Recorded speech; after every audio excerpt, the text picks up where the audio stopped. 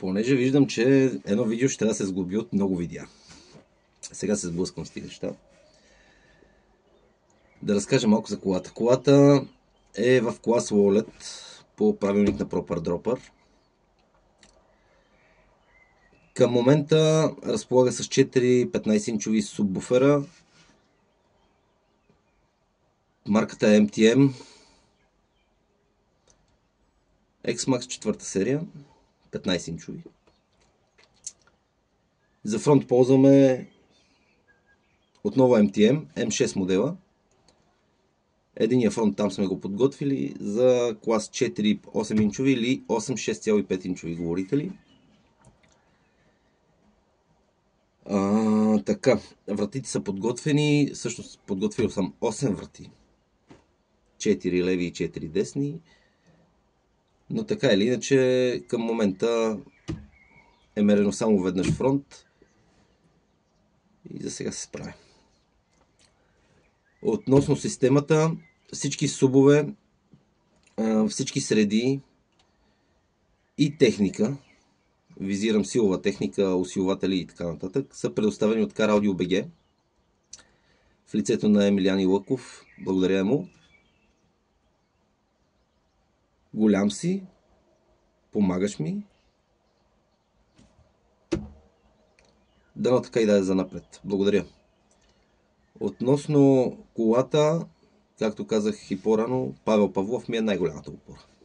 Този е човек, който не спи, човек, който постоянно ще помогне, никой няма ти откаже. Ти си голям да знаеш.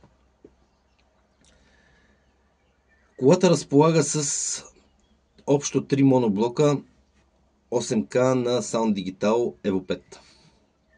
Два от които захранват 4-те субвуфера и един захранва фронт линията на колата. Съответно за средночастотните говорители. Високочастотните говорители се захранват от същата марка усилвател Sound Digital 1200.2 е модела. Всички усилватели са Evo 5.